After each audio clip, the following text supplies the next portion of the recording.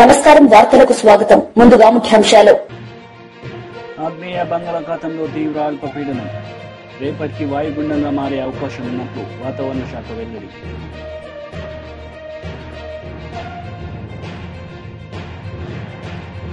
కలెక్టర్ల కాన్ఫరెన్స్ లో పాల్గొన్న సీఎం చంద్రబాబు నాయుడు. ఈ సందర్భంగా అధికారులతో ముచ్చటించిన సీఎం.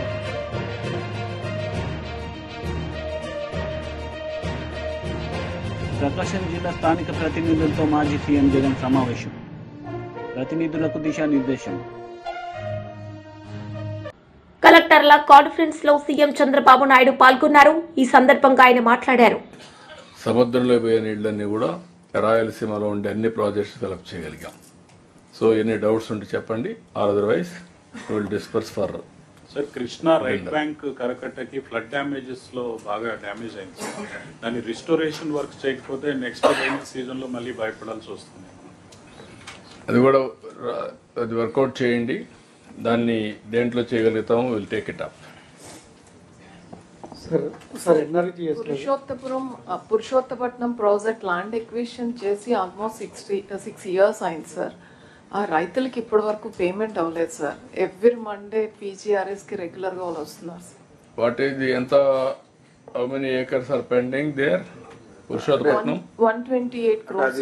ఈ మొత్తం లాస్ట్ టైం తమరు చెప్పినట్టు అబౌట్ 996 crores పోలవరం పేమెంట్స్ ఉన్నాయి సార్. దాంట్లో అబౌట్ 500 crores చిల్లర్ విల్ బి ల్యాండ్ ఎక్విజిషన్. అది కాదు, ఇది ఓన్లీ పురుషోత్తపట్నం.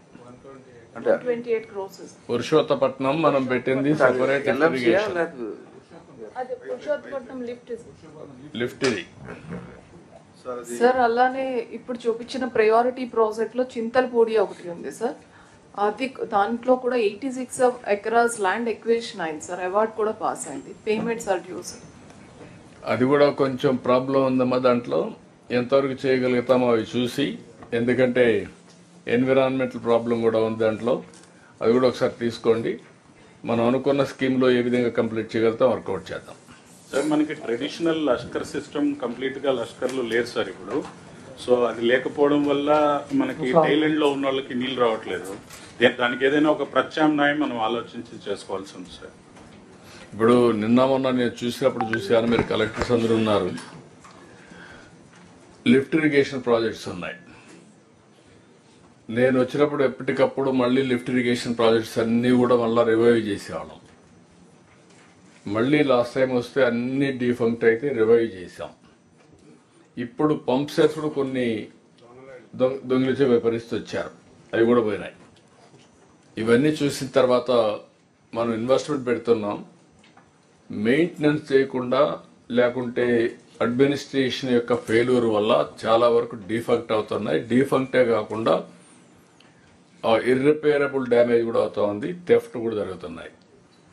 వీలైతే we want to call one tender PPP మోడల్లో ఇవన్నీ కూడా ప్రైవేటైజ్ చేసి అవుట్ సోర్సింగ్ కింద మనకి ఏదైతే దగ్గర 10 lakh acres ఆఫ్ ఇరిగేషన్ ఇచ్చే అవకాశం ఉంది. దాంట్లో 4 lakh acres నీళ్లు ఇవ్వలేకపోతున్నాం బికాస్ ఆఫ్ ఇవన్నీ రిపేర్లు రావడం కానీ, డీఫంక్ట్ కానీ, మిస్మేనేజ్మెంట్ కానీ వీటి వల్ల. దానికి కూడా నేను టెండర్ పిలవమన్నాను. పిలిచి అవుట్ సోర్సింగ్ చేస్తాం.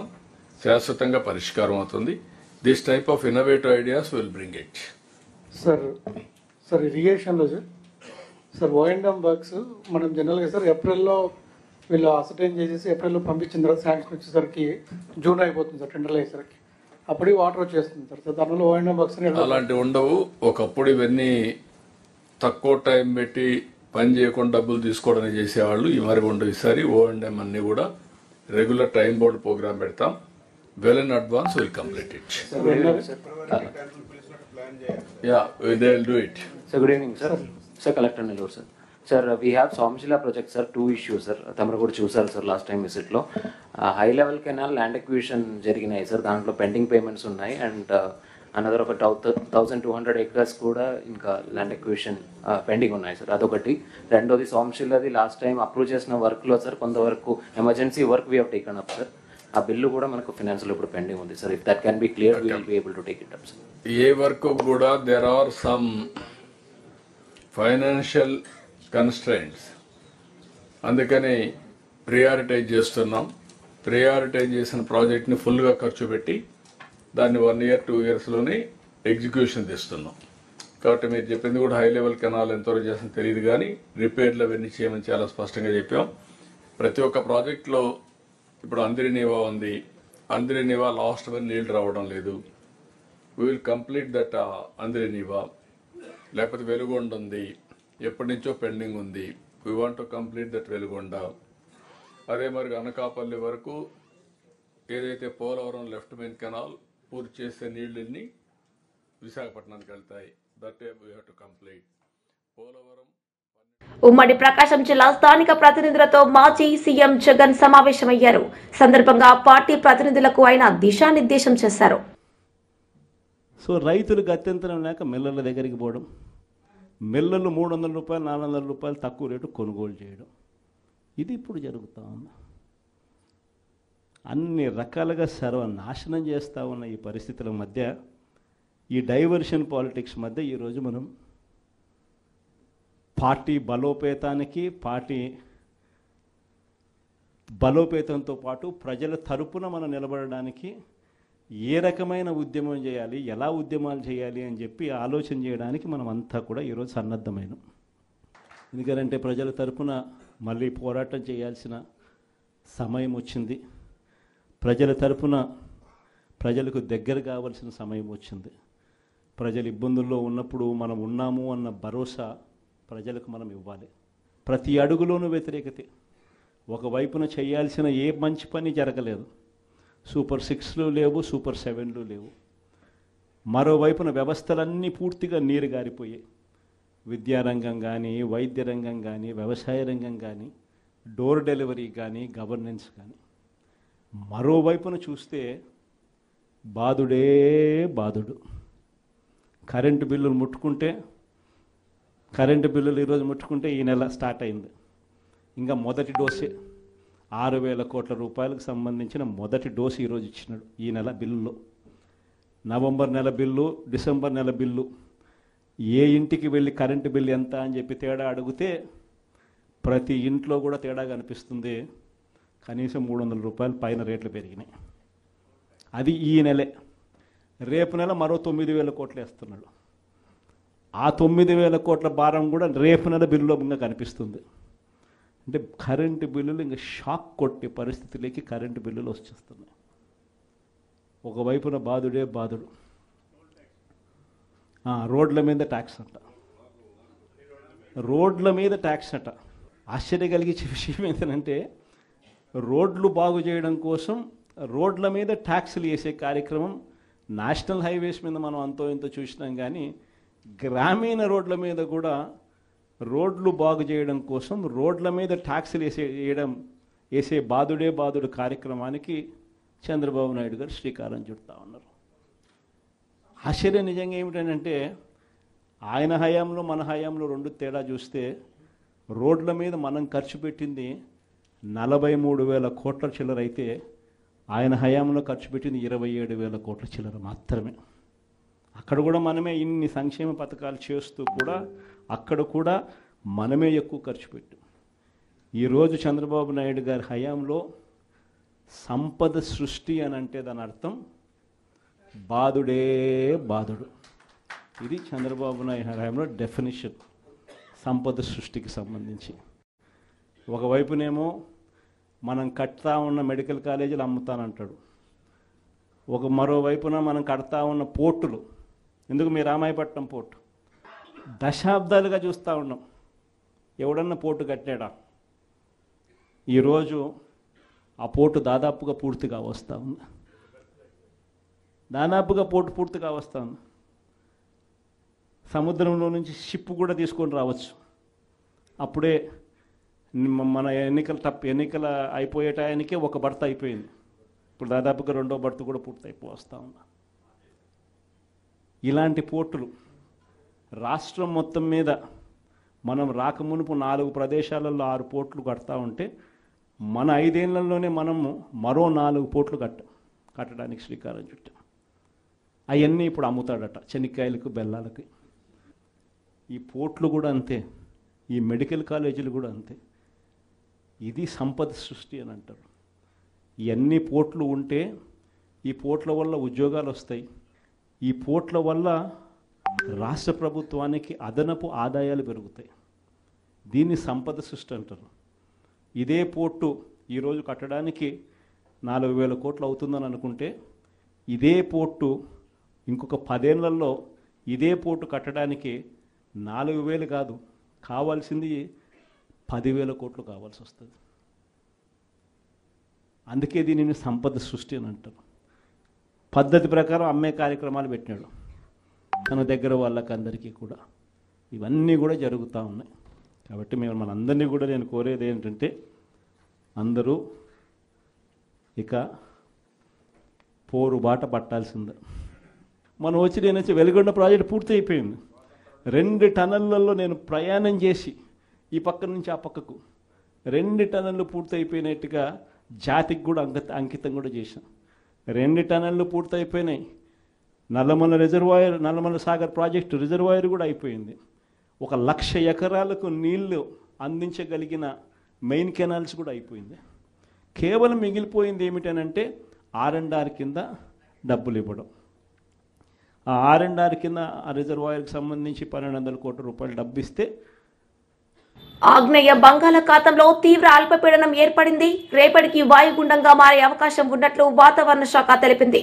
శ్రీలంక, తమిళనాడు తీరాల వైపు పయనం, రాయలసీమ, దక్షిణ కోస్తాకు భారీ వర్ష సూచన ఉన్నట్లు సమాచారం. ప్రతి కుటుంబంలోనూ గొడవలు ఉంటాయని, వీటిని సంచలనం చేయవద్దని మంచు విష్ణు విజ్ఞప్తి చేశారు. తన తల్లిదండ్రులు 2 ఆసుపత్రిలో ఉన్నారని ఆవేదన వ్యక్తం చేశారు. తమ కుటుంబంలో ఇలాంటి పరిస్థితి వస్తుందని ఎప్పుడూ ఊహించలేదని చెప్పారు. మీడియాపై జరిగిన ఘటన దురదృష్టకరమని మంచు విష్ణు వ్యాఖ్యానించారు.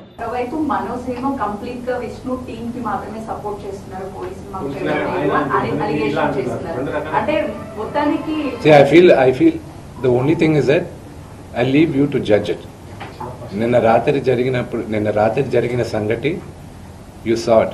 మీ ఇళ్ళకి వచ్చి ఎవరైనా ఒక 20 మంది వచ్చి మీ గేట్లు పగలగొట్టి లోపల తండ్రిగా కూర్చొని ఉంటే తండ్రిపైకి వెళ్తారా అనే క్వశ్చన్ మీకే వదులుతున్నా. నేను చావనైనా చేస్తాను కానీ అలాంటి పని చేయండి. నా నోరు మూసుకో అంటే షడప్. కంపల్సరీ నేను చెప్పాను కదండి, కమిషనర్ గారికి నేను రెస్పెక్ట్ ఇస్తాను. I give respect to the chair and I'll go. నాన్నగారికి ఇప్పుడు న్యూస్ బులెటిన్ ఇప్పుడే వచ్చింది కదా, medical bulletin. So once the CT scan is over and everything is over, నా పరిస్థితి ఇట్స్ యూనో కదిపితే ఏడ్చేటట్టున్నా. My mother is not feeling well at one side. అంటే మనోజ్ గారు ఆయన భార్య వచ్చిన తర్వాత మారిపోయాడు, వాళ్ళిద్దరు కలిసి ఇది అంతా చేస్తున్నారు అనేసి చెప్పారు. నాన్నగారు భార్య మాట విని మనోజ్ తాగేసి అలా చేస్తున్నాడు. I will not answer that question. విద్యా సంస్థల ఇష్యూ పెద్దదవడం వల్లే ఇదంతా జరుగుతుంది అని చెప్పేసి బయట అక్రమాలు జరుగుతున్నాయి అక్కడ స్టేట్మెంట్ ఇచ్చాడు కదా. సో అదేనా కారణం ఈ ఇష్యూస్ అంతటికి? అక్రమాలను బయట పెడితే ఇక దాడి చేస్తారా అంటున్నారు. దాని మీద ఏమన్నా? They can do it. Today Telugu రాష్ట్రాల్లో Mohan Babu university is one of the most prestigious university.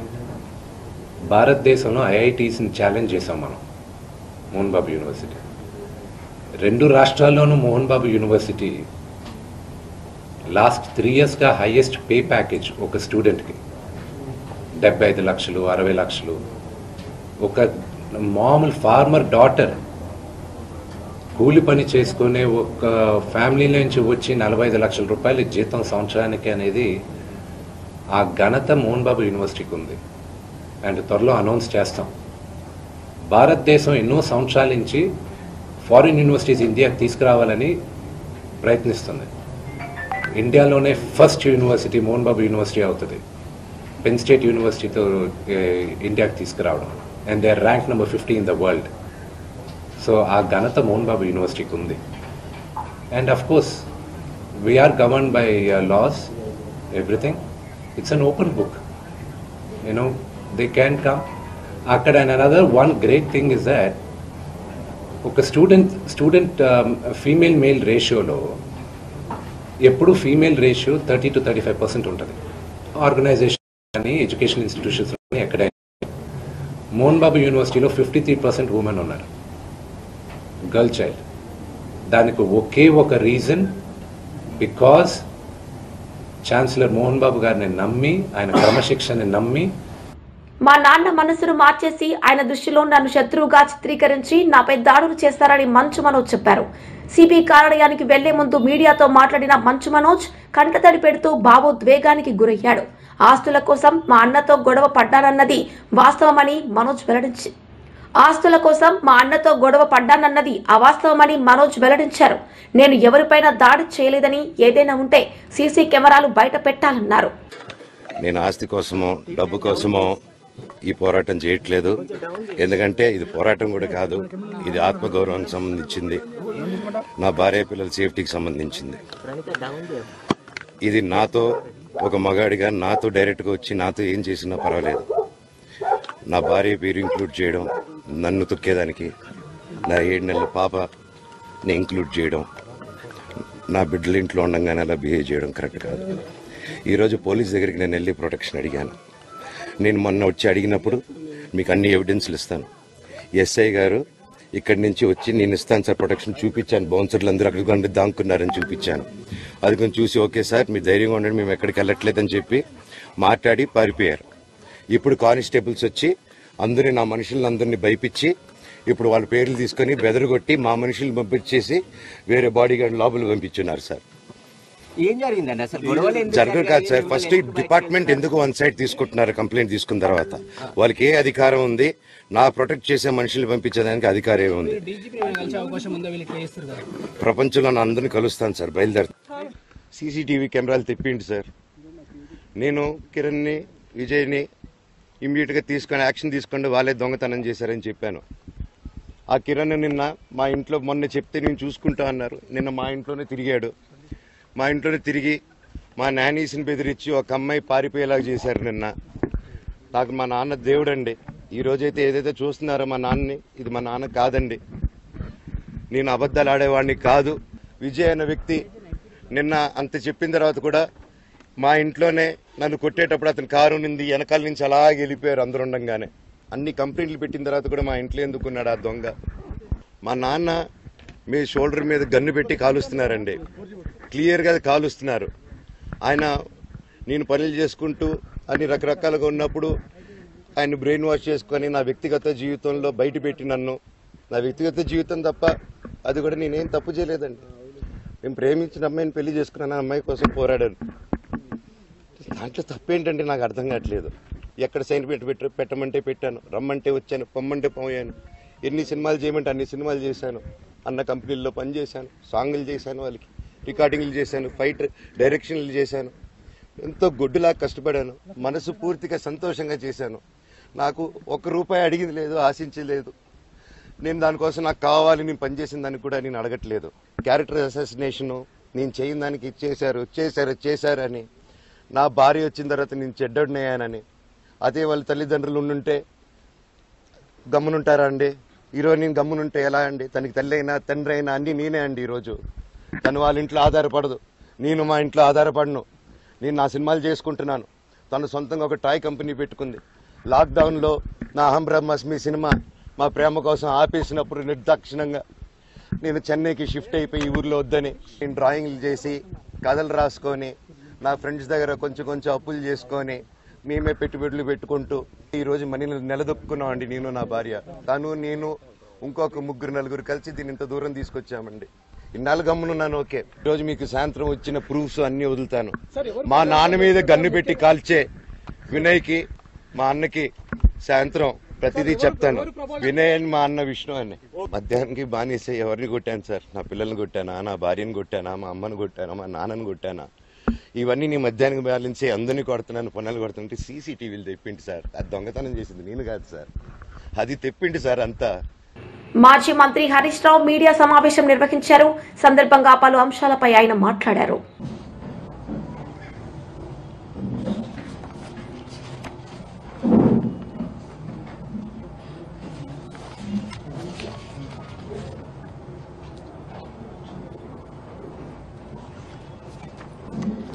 ఈ మధ్య గౌరవనీయులు మన రాష్ట్ర ముఖ్యమంత్రి గారు రేవంత్ రెడ్డి గారు తెలంగాణ ఉద్యమం గురించో తెలంగాణ రాష్ట్ర ఏర్పాటు గురించి ఆయన మాట్లాడడం వింటే 100 ఎలుకలు తిన్న పిల్లి తీర్థయాత్రకు పోయిందట. అంటే దయ్యాలు వేదాలు వల్లించినట్టుగా రేవంత్ రెడ్డి గారి యొక్క వ్యాఖ్యలు, ఆయన యొక్క చర్యలు ఉన్నాయి. డిస్టర్బ్ చేయకుండా బిడ్డ, ఎందుకు రాబోయే ఒక 5 నిమిషాలు డిస్టర్బ్ చేయాలి, బతిలాట కూడా చేస్తారు ఇంద్ర బిడ్డ. సో రేవంత్ రెడ్డి గారి వ్యాఖ్యలు దయ్యాలు వేదాలు వల్లించినట్టున్నాయి. సరే, రేవంత్ రెడ్డి గారు చరిత్రలో ఎప్పుడన్నా ఒకనాడు జై తెలంగాణ అన్నది లేదు, ఒకనాడు అమరవీరుల స్తూపం దగ్గర 2 పూలు పెట్టింది లేదు, ఉద్యమంలో ఒకనాడు రాజీనామా చేసిన పాపాన పోలేదు. ఏ ఒక్క రోజు కూడా ఆయన ఉద్యమంలో పాల్గొన్నటువంటి వ్యక్తి కాదు. ఇవాళ ఆయన మాట్లాడే వ్యాఖ్యలు, అంటే డిసెంబర్ 9వ తేదీ తెలంగాణ ప్రకటన వచ్చిందంటే అది కేసీఆర్ గారి ఆమరణ దీక్ష ఫలితం, తెలంగాణ ప్రజల పోరాట ఫలితం. డిసెంబర్ 9, 2009 తెలంగాణ రాష్ట్ర ఏర్పాటు ప్రకటన. కానీ ఇవాళ ఎవరో దయాదాక్షిణ్యాల మీద తెలంగాణ వచ్చింది అని రేవంత్ రెడ్డి గారు మాట్లాడడం అంటే ఇది తెలంగాణ ఉద్యమకారులను అవమానించడం, తెలంగాణ అమరులను కూడా, త్యాగాలను కూడా అవమానించడమే అవుతుంది. తెలంగాణ చరిత్ర అంతా కూడా చూస్తే కాంగ్రెస్ పార్టీదంతా కూడా ద్రోహ చరిత్ర. తెలంగాణకు నంబర్ 1 విలనే కాంగ్రెస్ పార్టీ. అడుగడుగునా తెలంగాణ ప్రజల ఆకాంక్షను కాలరాసిన పార్టీ కాంగ్రెస్ పార్టీ. ఉద్యమాలను అణచివేసిన పార్టీ కాంగ్రెస్ పార్టీ. ఎంతో మంది ప్రాణాలను బలిగొన్న పార్టీ కాంగ్రెస్ పార్టీ. అసలు మొట్టమొదలు ఆంధ్రప్రదేశ్తో కలవము, మా రాష్ట్రం మాకే ఉండాలంటే కూడా ఆనాడు ఆంధ్ర నాయకుల లాబీయింగ్కు తల ఒగ్గి ఉన్న తెలంగాణను ఆంధ్రాలో కలిపిందే కాంగ్రెస్ పార్టీ. 60 ఏళ్లు తెలంగాణ ప్రజలు అనుభవించిన గోస, కష్టం, జరిగిన అన్యాయానికి బాధ్యత కాంగ్రెస్ పార్టీది. ఫజల్ అలీ కమిషన్ సిఫార్సులను తుంగలో దొక్కింది నెహ్రూ గారి రాజ్యం అయితే 69 ఉద్యమాన్ని ఇనుపకాలతో తొక్కింది ఇందిరమ్మ రాజ్యం. అసెంబ్లీ ముందు అమరవీరుల స్తూపం ఏదైతుందో ఆ స్తూపమే కాంగ్రెస్ జరిపిన దమనకాండకు. వార్తలు ముగించే ముందు ముఖ్యాంశాలు మరోసారి. ఆగ్నేయ బంగాళాఖాతంలో తీవ్ర అల్పపీడనం, రేపటికి వాయుగుండంగా మారే అవకాశం ఉన్నట్లు వాతావరణ శాఖ వెల్లడి.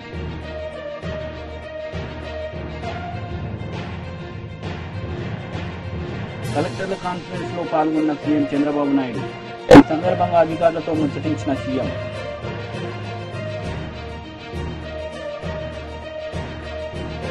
ప్రకాశం జిల్లా స్థానిక ప్రతినిధులతో మాజీ సీఎం జగన్ సమావేశం. ప్రతినిధులకు దిశానిర్దేశం. ఈ వార్తలు ఇంతటితో సమాప్తం. తిరిగి ప్రసారమయ్యే వార్తల్లో మళ్ళీ కలుద్దాం. అంతవరకు సెలవు. నమస్తే.